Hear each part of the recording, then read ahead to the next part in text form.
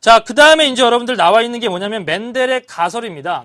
멘델이 이제 실험을 해봤어요. 거기 있는 7가지 대립형질 가지고 실험해봤다고요. 순종끼리. 자연 상태에서 이제 순종을 만들 수 있기 때문에 순종끼리 교배해봤어요. 그 당시까지는 멘델 이전까지는 유전에 대해서 어떤 생각들을 했냐면 부모의 형질이 섞여서 들어간다고 생각했습니다. 섞여서. 마치 페인트 물감이 색깔이 섞여가지고 이제 혼합되듯이 혼합돼가지고 자손에게 물려진다라고 생각했던 시절이죠. 그래서 이제 멘델도 이제 그런 생각을 가지고 이제 애초에 실험을 했는데 멘델의 실험 결과가 좀 다르게 나왔습니다. 즉, 거기 보시는 것처럼 꽃잎 색깔을 보시면 보라색 꽃과 흰색 꽃이 있어요. 그러면 그 당시의 생각으로 한다면은 보라색 꽃과 흰색 꽃이 만나면 자손은 그것이 섞여서 나타나야 되겠죠. 근데 한쪽만 나타나더라는 거죠. 보라색 꽃만 나타나더라는 거예요. 마찬가지로 뭐 둥근 완두 모양과 주름진 완두 모양을 서로 교배해가지고 자손을 만들었는데 순종끼리 교배했는데 자손이 모두 다 한쪽으로만 둥근 완두만 나타나더라는 거죠. 그러면 이제 기존에 생각했던 것이 잘못되었다라는 것을 알 수 있겠죠. 그래서 멘델은 이런 생각을 했습니다. 어버이로부터 자손에게 물려지는 뭔가가 있다. 그것을 유전인자라고 표현했죠. 지금에 와서 얘기한다면 그것이 바로 유전자에 해당하는 거겠죠. 그래서 유전인자라고 하는 것이 있다라고 했고 그것을 이제 알파벳 기호로도 이제 표현을 했다면 이제 이런 식으로 우리가 이제 얘기해 볼 수가 있겠는데요. 이제 둥근 완두가 있어요. 둥근 완두가 있고 그 다음에 이제 주름진 완두가 있더라는 거죠. 둥근 완두의 순종, 주름진 완두의 순종. 자, 순종이라는 것은 이제 얘를 이제 알파벳 기호를 R이라고 합시다. 그 다음에 얘를 알파벳 기호를 스몰 R이라고 합시다. 둥글다라고 하는 유전자, 그 다음에 주름지다라고 하는 유전인자. 자, 이것들이 이제 만났습니다. 자, 만났는데 전부 다 둥근 완두만 나오더라는 거죠. 둥근 완두 순종과 주름진 완두 순종을 교배했더니 자손이 모두 둥근 완두가 나왔다는 거죠. 그래서 멘델이 좀 의아했습니다. 왜요? 둥근 완두를 나타내는 유전인자와 주름진 완두를 나타내는 유전인자가 있다면 반반씩 있는데 왜 한쪽만 나타날까? 라는 거죠. 그래서 이 유전자를 그냥 눌러버렸구나. 못 나오게 그냥 눌러버린 거구나. 그래서 순종끼리 교배 시에 자손 제1대에 표현되는 얘를 우리가 우성 유전자, 우성 형질이라 그러고 가지고는 있지만 나타나지 않은 얘를 우리가 열성 형질, 열성 유전자라고 부르는 거죠. 멘델은 이렇게 얘기했어요.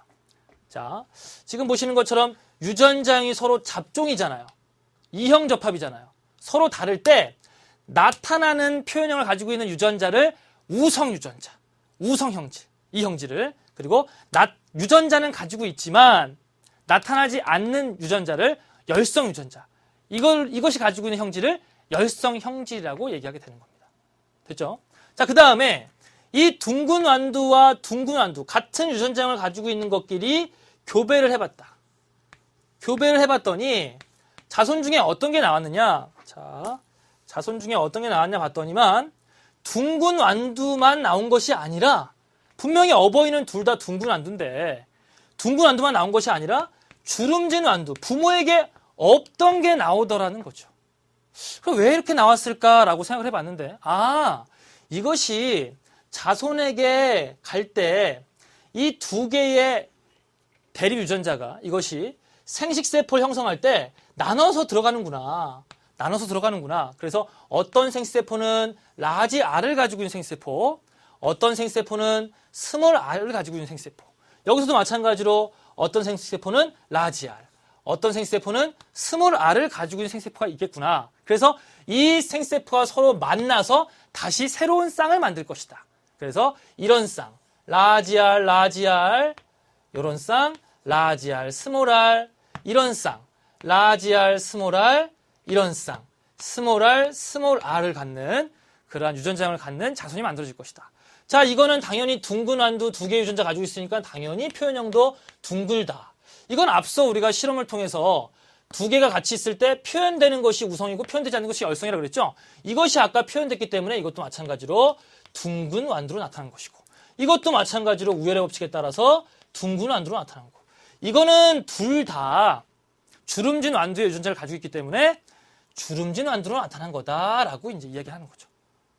자, 이런 식으로 멘델은 이러한 실험을 통해서 자기의 실험을 설명하고자 가설을 세웁니다. 그 가설이 여러분들 교재에 나와 있는 세 가지예요. 한번 보실까요? 특정 형질을 결정하는 유전인자가 쌍으로 존재한다. 보시는 것처럼 멘델은 하나의 유전인자가 있는 것이 아니라 이 형질을 결정짓는데 쌍으로 존재한다라고 가설을 세웁니다. 쌍으로.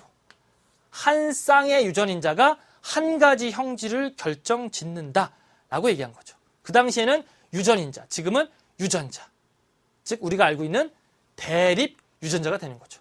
대립 유전자가 되는 것이죠. 그죠?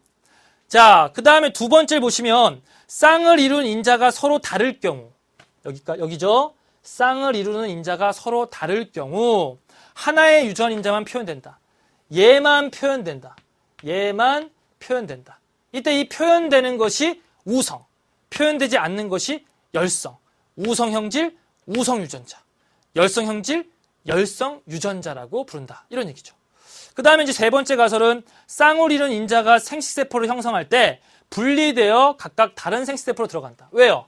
아니 분명히 부모는 둥근 거밖에 없는데 자손에게서 지금 부모에게 없던 게 나타났다고요. 자, 그걸 이제 생각해 봤을 때 생식세포 형성할 때 서로 분리되어 들어가는구나. 그리고 이것이 다시 만나서 새로운 조합이 되는구나. 이렇게 이제 얘기를 하게 되는 겁니다. 이게 바로 멘델의 가설 세 가지예요. 여러분이 뭐 수능 시험을 보는 데 있어서 이러한 멘델의 가설을 외우실 필요는 없어요. 하지만 이제 흐름상 이렇게 진행되어서 멘델이 지금의 우리가 알고 있는 뭐 우열의 법칙 또는 분리의 법칙까지 이야기를 할 수 있었다라고 보시면 되겠죠.